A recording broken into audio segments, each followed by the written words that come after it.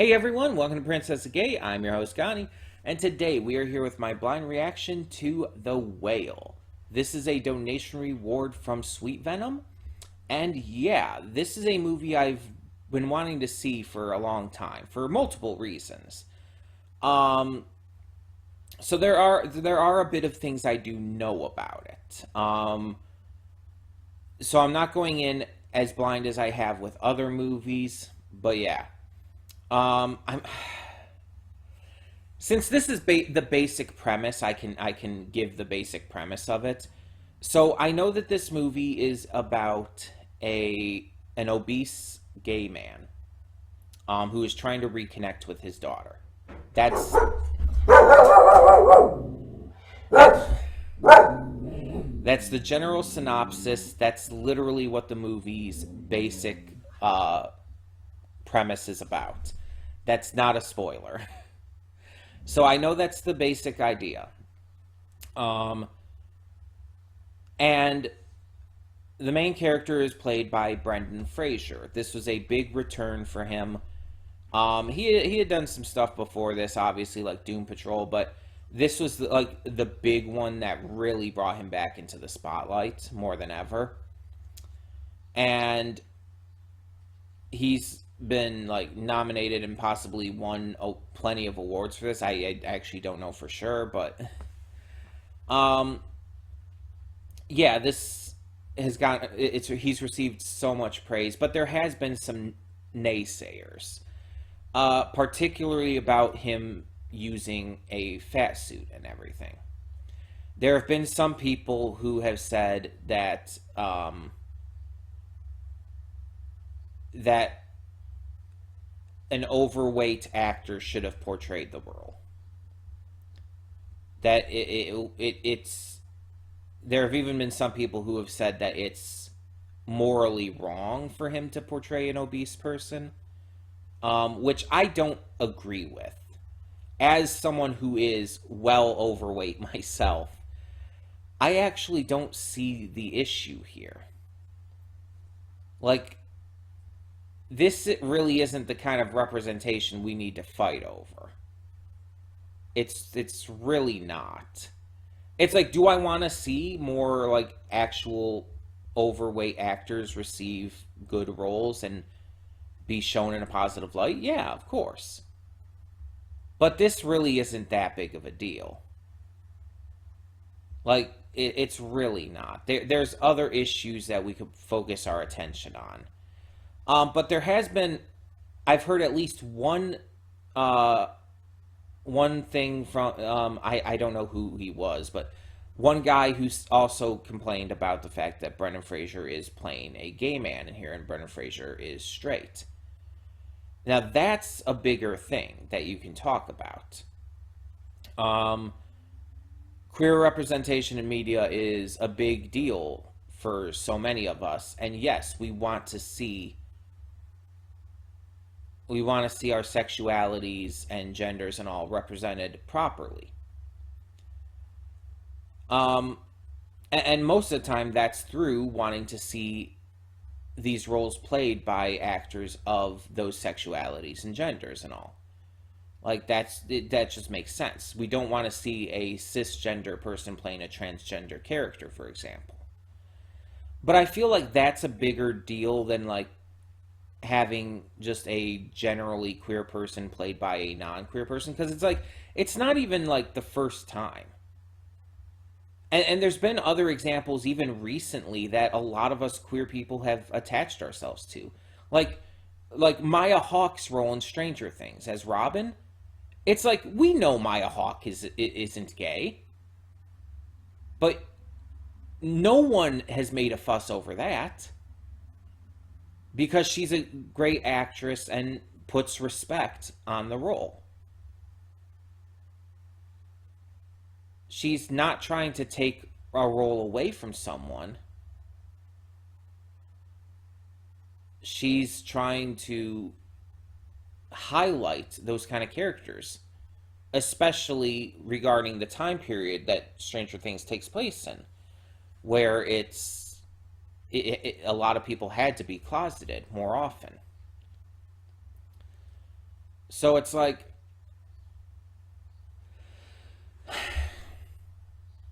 I just feel like it's a complex issue that I feel like there are stages to. And I say this as a queer person, I say this as a trans person. I think trans representation is much more serious in that regard. You should never have anyone but a trans person play a trans person. I stand by that. But like just a gay person or a lesbian or whatnot, it's like it's a different story. I'm pansexual. I don't care if I see a pansexual on in a movie or show who's played by a straight person, as long as they respect the role. And most of these actors too are also excessively supportive on top of that. Like Maya Hawke is an extremely vocal ally. Brendan Fraser is a vocal ally. It's like a lot of these actors are very big vocal allies, and it just depends on how the role is handled and everything. Again, trans people should not be portrayed by cis people, though. That much I will stand by. And obviously, there's other situations in there too. Like disabled people should never be played by a non-disabled person. For multiple reasons, that's fucked up. And for some reason, I don't remember who it was, but there was some celebrity, some old celebrity, who said something really fucked up about white people should be able to play black characters or whatnot. And it's like, that is never going to be, like, hopefully, a problem. Because if we have that problem come into play, I'll be ready to throw hands. And I'm not one who does that shit. That would piss me off more than anything. I don't know what that actor was smoking. I can't think of his name. I don't remember. But yeah, he said something along those lines. I think it was in relation to Othello or something like that. Um, I think it was something in relation to that. Like he's like, oh, uh, so can I never portray a black man in a movie? It's like, no, you can't. It's like, oh my god. I'm just not getting into that shit there because that's just gonna make me angry. But anyway, so yeah, this movie received a shit ton of praise,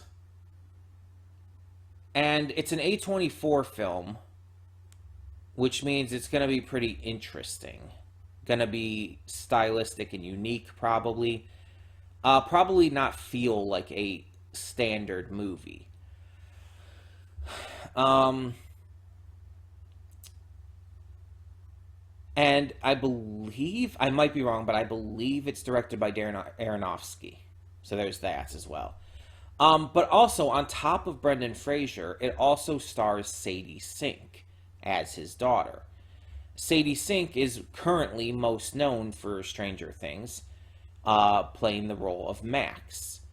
And with the most recent episode of Stranger Things, she had what broke the internet as one of the biggest scenes in the entire series, honestly.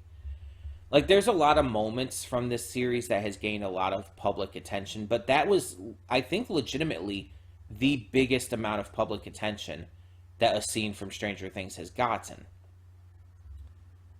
The scene with Max and everything, and the Kate Bush song, it's just like the collective world lost their minds over that. I made a video about that scene because of how fucking good it is. And as many times as I've seen it by this point, it's like I definitely can say, yeah, it still holds up. It's one of those it's one of those scenes that is just perfect. There's like it is just so perfectly executed. And the big majority of those kudos go to Sadie Sink because it was her acting ability, her just emotion and power on camera that led to that scene being so good. So, yeah, it's going to be great to see her in this, to see her in something else, really. She really needs more roles. Like, this girl is an amazing actor, a phenomenal actor. She needs more roles, and I would say more big roles because A24, let's be honest, is more indie, all things considered. She needs like the big roles. She needs to be in big blockbuster movies and all. Put this girl in the MCU or something. Those are big roles. Cast her as Squirrel Girl. I don't know. Actually, that might not be that bad.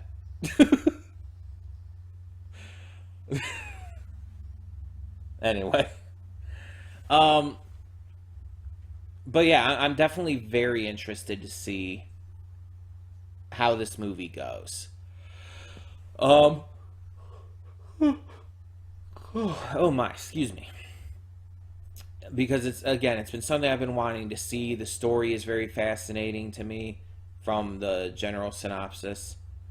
Yeah, we'll give it a shot. I've told you pretty much all I know about it, so let's get going. When the screen fades to black, pause this redirect and go to the description below. Follow the link to the reaction, and after you watch it, come back here to the redirect and resume play. Because after it fades to black, then fades back in, everything from that point forward will be my afterthoughts and will contain spoilers to the movie. So, that being said, thank you so much for tuning in, and I will see you at the reaction. And we are back, and we'll begin with spoilers in 3, 2, 1, now. 12 Angry Men.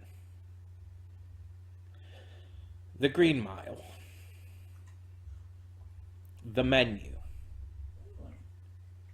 And now, The Whale. Yes. For those of you who know, have heard me talk about this before, you understand right away what that means.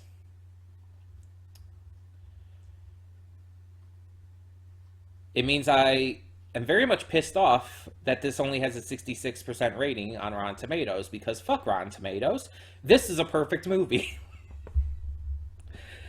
um,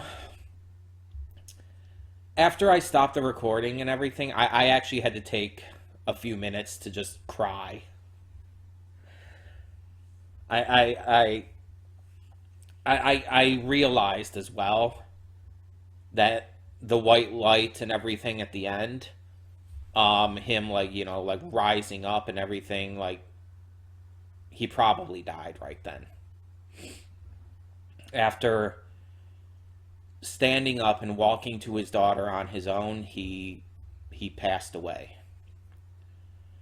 Because it was very much implied by by the last conversation with his friend and everything that he was dying there, that it was about to happen, that he was literally like one hand pretty much out of the grave at this point. That's all that he had out of the grave. Um, so it's very, to me, it seems very clear that's what that was indicative of.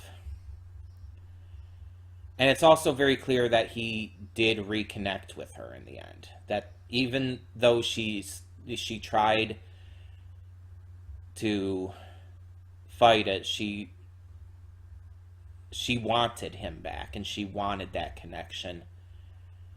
And it was made in the end through that one essay she wrote that he considered perfect, that he considered the most genuine, honest essay he's ever read.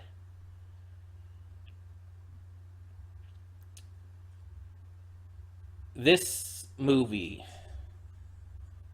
is not like a lot of other movies. It pretty much takes place entirely outside of like some flashbacks and whatnot in this house, or I think it's actually an apartment, but still. It takes place entirely there, centering around him and the very few people in his life. It's not cinematic. Like, it is actively not cinematic. It's very restrained. There's no big glorious angles until that one. There's no big glorious shots until that one at the end with him rising up. And the only reason that one is because of the meaning and depth behind what that symbolizes at his end. But the rest of the movie is very simplistic. It's not even super dramatic. For a movie that is a drama, that is very much an emotional drama, it's not a dramatic movie in its presentation. It's restrained, it's simple, and it allows the story, the characters, the depths of this movie to breathe. And there's no villain in this movie. There's no real antagonist at all. The closest thing you could say is the missionary kid, because of his clear homophobia at the end. He's the closest thing there was to an antagonist, but let's be honest, it's very clear that he's been exceptionally brainwashed by the church.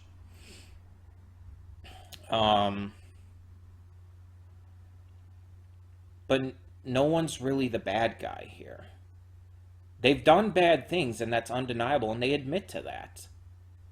Charlie did really bad things, and when he walked out on his family, when his daughter was only 8 years old, that was extremely fucked up, and he knows that. He understands that.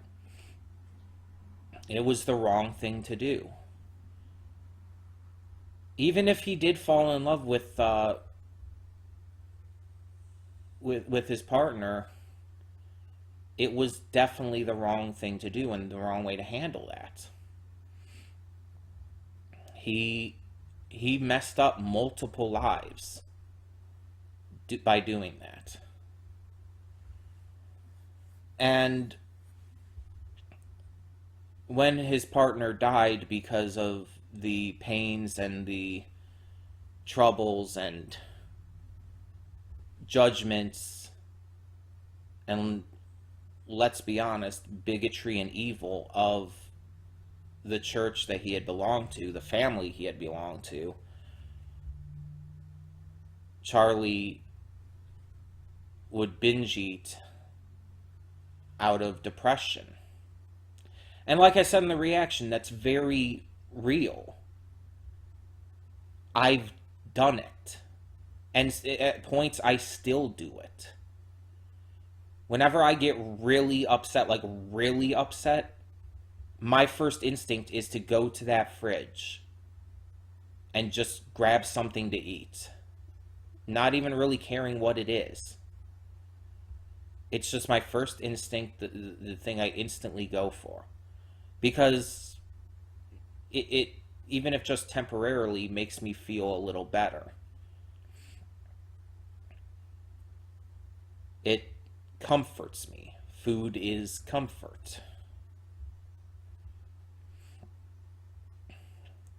And so I very much get. I like I said in the reaction, I've never gone as far with it as he did, as Charlie did. But I understand the emotions behind it. I understand the feelings. I understand what it's like to feel like there's nothing else to do but to do that. And it's heartbreaking to see someone go through that. Like, we actively see one of his episodes.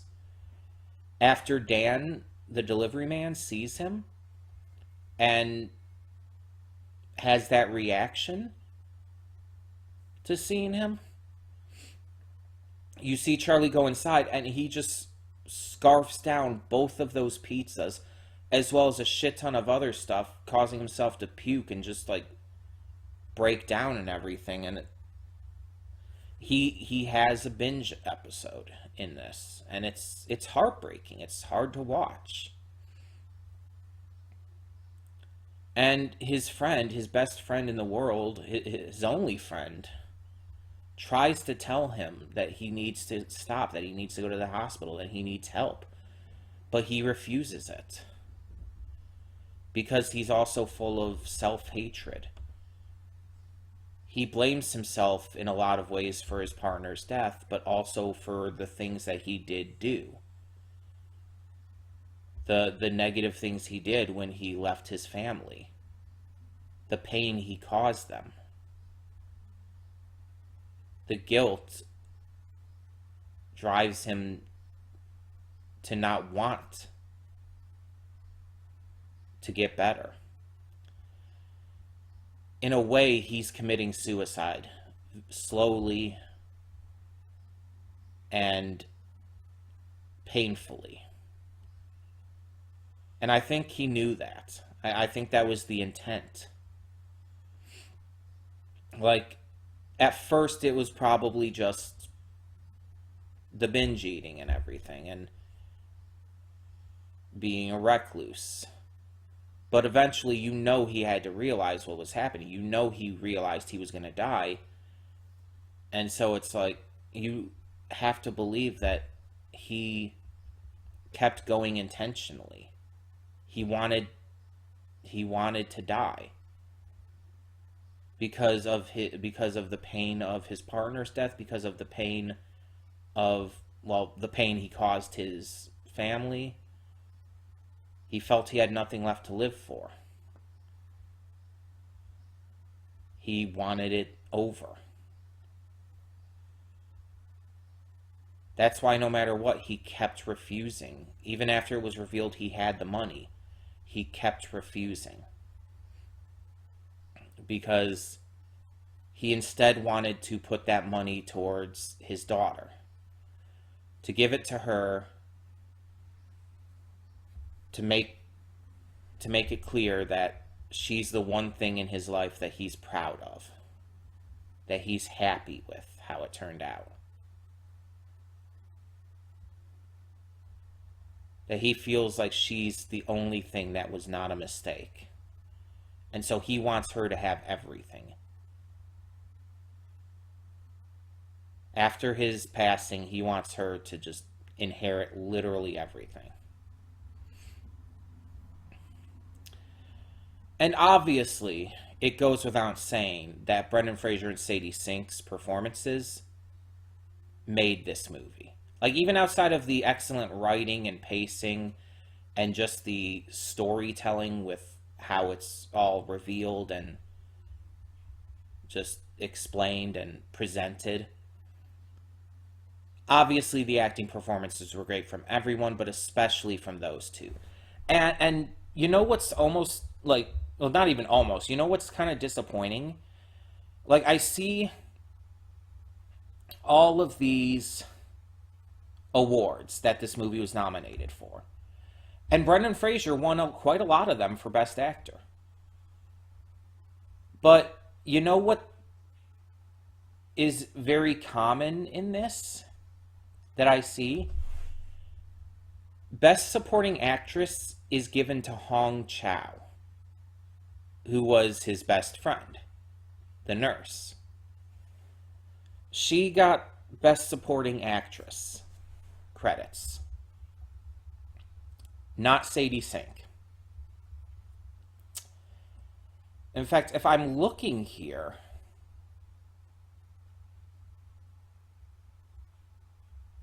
give me a second. I just want to be sure. If I'm looking here and I got this right,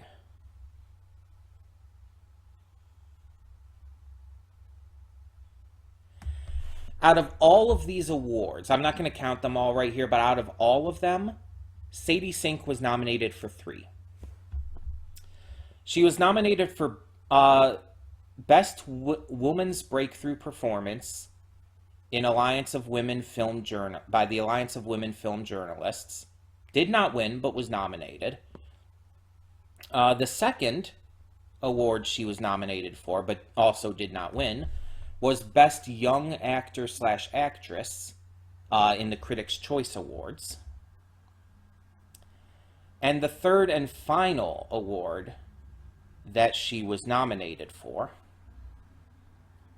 is... Hold on, I have to find it again. This one's down further. Here it is. Also did not win, by the way. The third and final award she was nominated for was from the Washington, D.C. Area Film Critics Association for Best Youth Performance. Which, by the way, is not even applicable because she's not a youth. She's an adult. So it's like, what? Like, she's 21 years old. But the point is, she was nominated for only 3 awards out of all of these. Didn't win a single one, and that is criminal, in my opinion. Because, yeah, Brendan Fraser did phenomenal. Like, without question. He deserves the awards he won. Darren Aronofsky, for making this movie, deserves the awards he won. Of course, we're not going to deny that. But it's like, one, I would have put her as Best Supporting Actress instead of Hong Chau. And it's nothing against Hong Chau. Hong Chau was great in this as well. She did an amazing job. But Sadie Sink's performance was one of the biggest highlights of this film, along with Brendan Fraser's. To relegate her to minor award categories, and then for her not to even win, is just, I mean, mind you, and I say this all the time, and I truly believe this, award shows are bullshit in the first place. They're all rigged to hell. It doesn't actually imply the quality of a performance. A lot of movies that honestly would deserve the win always get shafted every single year, no matter what award show it is. Actors and actresses who deserve it always get shafted every single year. Sometimes, yeah, sometimes the winners are the ones who deserve it the most, just by a general perspective. Obviously it's all subjective, but based on general perspective, sometimes that happens. And like I said, Brendan Fraser definitely deserved the wins he got. But the fact that Sadie Sink, out of all of the awards this movie was nominated for, that she was only nominated 3 times is criminal in my eyes. Like, with her performance, obviously, in Stranger Things, which also came out last year, I believe. So the fact that both of these came out the same year, obviously that's not going to have a huge factor into things. But it's very clear with that, and then with her performance here, that she is a phenomenal actress. And she very much deserves credit for that. Like, give Brendan Fraser all the credit in the world, especially after what happened to him. Especially after why he was blacklisted from Hollywood for so long. Give him so much credit. But don't forget Sadie Sink either. She was basically the secondary main character in this, let's be honest. And yet Best Supporting Actress was Hong Chau, who was a major character, but there weren't honestly a lot of characters in this anyway. But I would say Sadie Sink was more applicable for that, in all honesty. It was just, she was the secondary main character of this. The main supporting character for sure. She should have been nominated for that category more often. And Hong Chau still deserved nominations and all too, for sure. I'm just saying, Sadie Sink got shafted hard. And again, it doesn't really, like, her getting shafted from awards is not a surprise, and it doesn't really stop the performance from being phenomenal. Like, that's still going to be the case, like, without question. But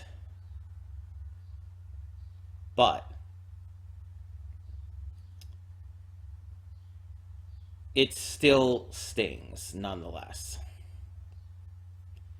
Because again, her and Brendan Fraser carried this movie with their performances. The writing, the dialogue, everything else, the pacing, the way it was set up, all of that was great. All of that was phenomenal. My issue isn't with the way the movie was handled or the quality of the movie. It's just I think those two specifically made it as good as it is. Like I said, I consider this movie as one of my perfect films. There are now 4 on that list. Out of the hundreds of thousands of movies I've probably seen in my life, might be an exaggeration, but I don't care. You get the point. I've seen, obviously, a shit ton of movies in my life. Out of all of those, there's only 4 movies I would consider perfect. And yes, I would put this up there with the other 3. With The Menu, with The Green Mile, with 12 Angry Men. I fully believe that these are perfect movies. That there is nothing I can really say negative about them at all. There's nothing I would change about this movie. Not a single damn thing. Because there's nothing that needs to be changed. Performance-wise, pacing-wise, the amount of characters, the writing, the setting, the makeup. Like, there's just no need. And like I said in the pre-thoughts, it's like you could maybe make an argument for like, oh, a gay actor should have portrayed him and everything. But it's, I don't really think it's that big of a deal, personally, as a queer person myself. Again, it would be worse if it was a trans character for a lot of reasons. But the big thing is like, with trans people, it's like, you're perpetuating some very harmful stereotypes if you have a cis person play a trans person. Some very harmful stereotypes. Especially if you have like a cis man portray a trans woman. That is really bad. Or a cis woman play a trans man. Or, you know, anyone who's non-binary play someone who's non-binary. That's really bad. But a simple just gay person in general is not that big a deal, I feel. A pansexual person, a bisexual person, yeah, we want more like authentic representation with actual queer people in the roles, of course. But it's not as big a deal as other things. It's, in my opinion, in my viewpoint, I don't see it as a deal breaker for a lot of things as much as like a trans role would be. But yeah, it's probably on a person by person basis. Some people would probably be more offended by it than others, and that's perfectly valid. It's just whatever your personal views and experience on it would be. And the fat thing is not an issue. The entire idea that he's wearing a fat suit and not being portrayed by a overweight obese actor, that's not an issue. Not at all. And I say that as a very overweight person myself. So yeah. That's like the only thing you could make an argument for, but again, I don't see that as an issue. So it doesn't affect at all my viewpoint on the film. I I went into this expecting to like it, not necessarily knowing if I would, but based on the plot and everything, and the fact it's Brendan Fraser and Sadie Sink, I went into this kind of expecting to like it. I did not expect to like it this much. Honestly, I thought there was going to be things about it that I had problems with. It's A24, so that would not have been out of the question. I've seen a few of their films and all, and it's like they're not perfect. Especially that Lamb movie. It's like that was like wild. Um, I think the closest an A24 movie for me has gotten to being perfect is Everything Everywhere All at Once.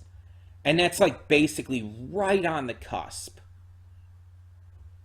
And I've seen it so many times at this point. It's like I'm very sure that it's right on the cusp, but there's something that's just the very tiniest bit off from being perfect for me, and I'm not even sure I can place it exactly. Um, I'm not exactly sure what it is, but we're not here to talk about that movie. We already reacted to that movie. Just wanted to use that as an example. This movie, though, there's no question to me about this. Just like with every other one that I've put on this list, it's like right when I saw it, I just knew. I just knew. And like I said, I didn't expect to like it this much, but here we are. Pretty much, in fact, not even pretty much, everything about this was as good as it could have been, I feel. I don't feel any other actors could have portrayed these characters. I don't think any other director could have done this justice. Or any other soundtrack could have initiated the emotions that we needed to hear in this. I think this was exactly what it needed to be. And it was intense. It was hard to watch. Like, there's a lot of times in this movie where I was just, like, upset, to put it simply. Where I was just not exactly doing well emotionally. And that's very much the intent. You're supposed to be shaken by this film. You're supposed to be upset. And I was. And for various reasons. And in the end, it did make me cry as well. In the end, it got really fucking emotional.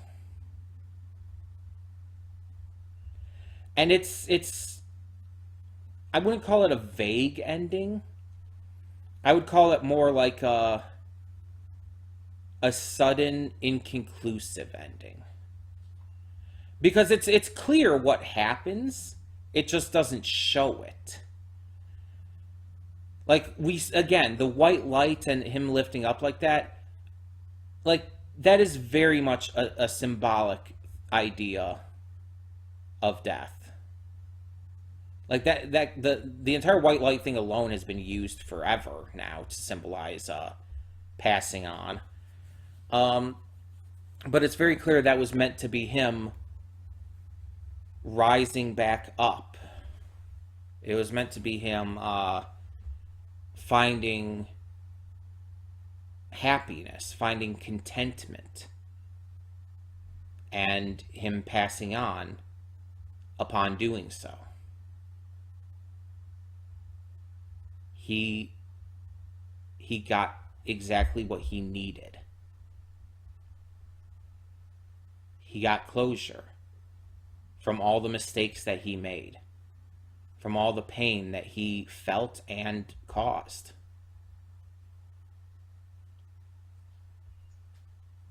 And so he was able to let go. Honestly, I think that's why he hadn't passed on sooner. I think that he was almost unknowingly holding on because he had not been able to make amends and find peace yet. He had not been able to feel content. And then when that happens, when that contentment is reached, he just lets it all go and stops fighting. And it takes its toll. Like, he would have died anyway, no matter what. But he would have died a lot sooner, I feel, if he didn't have those issues. And by being content, he just stopped fighting it and stopped, like, just everything. He let it go and was able to pass on because of it. It's, yeah, perfect. And I like how they didn't make the missionary out to be like they made him out to be kind of sympathetic and all, but they didn't make him out to be right in the end with what he was saying to Charlie. Like, he was very much, like, very clearly shown to be in the wrong for the things he was saying and all. And him snapping and yelling at Charlie was clearly, like, the breaking point for him, where it's like, okay, you're not supposed to see him as a friend anymore. That bridge is burned. He is no longer a friend. So, yeah. And I really should have put together, by the way, that the essay that he gave her was going to be her essay. And in fact, that the Moby Dick essay in the first place was hers. I really should have put that together sooner. That's on me. It feels really fucking obvious in hindsight. But, like, at the time, it just did not click with me at all until the end.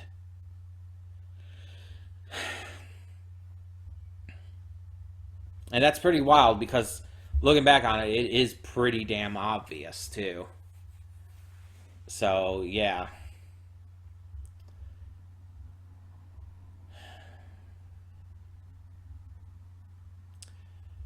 It didn't hold back. It didn't pull its punches. It left it. Left itself. I'm not even knowing what I'm saying here. It let itself be emotionally resonant, powerful, intense, upsetting, and just simple at the same time. It didn't have to go overboard. It didn't have to have all this spectacle to it or all this overblown melodrama. It told the story it was trying to tell. The director, the writers, they just took this story and made it raw and real and emotional. They made it honest, like the kind of essays that Charlie likes to hear. And that's what makes it so good. That's what makes it so powerful. That raw honesty that just fuels it. On top of course, Brendan Fraser and Sadie Sink's acting. Yeah. Like, there were a lot of parts I feel I was pretty quiet in, too, because of that. Because I was just so invested.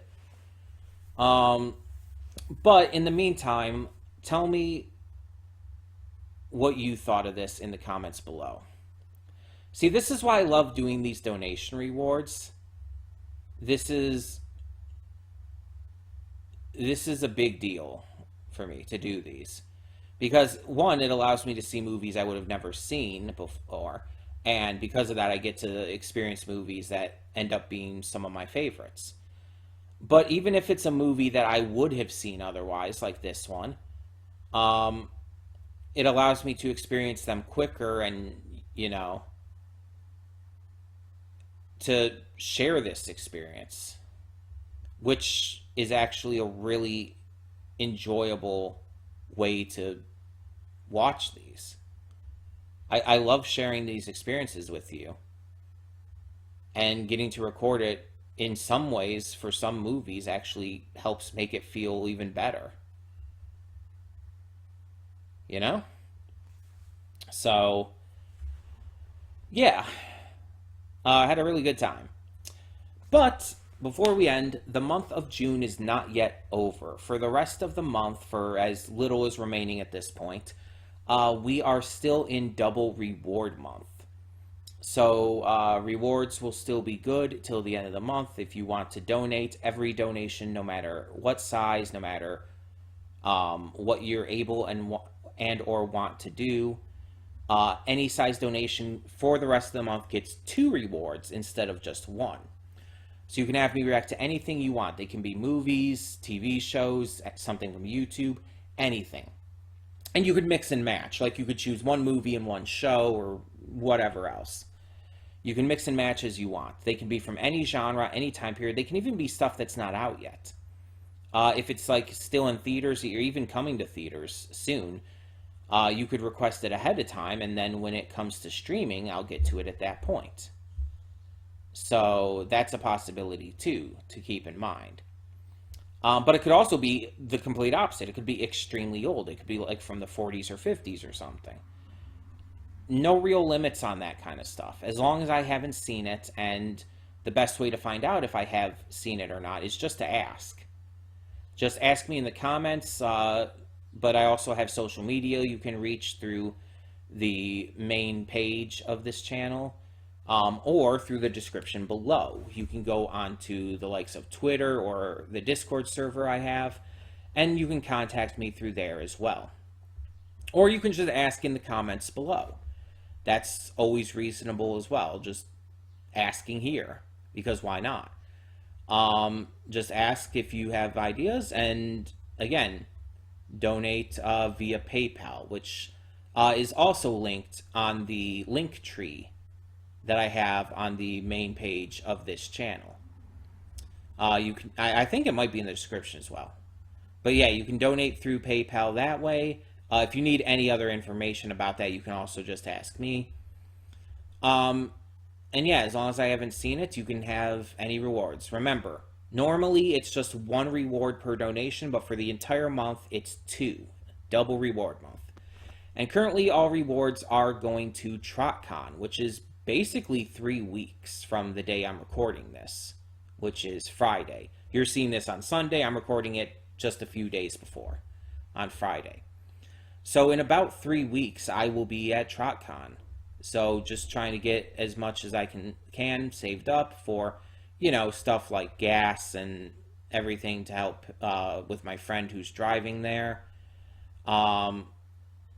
Also dealing with, you know, just general fares for conventions and food and, you know, a few little things here and there for merch and all.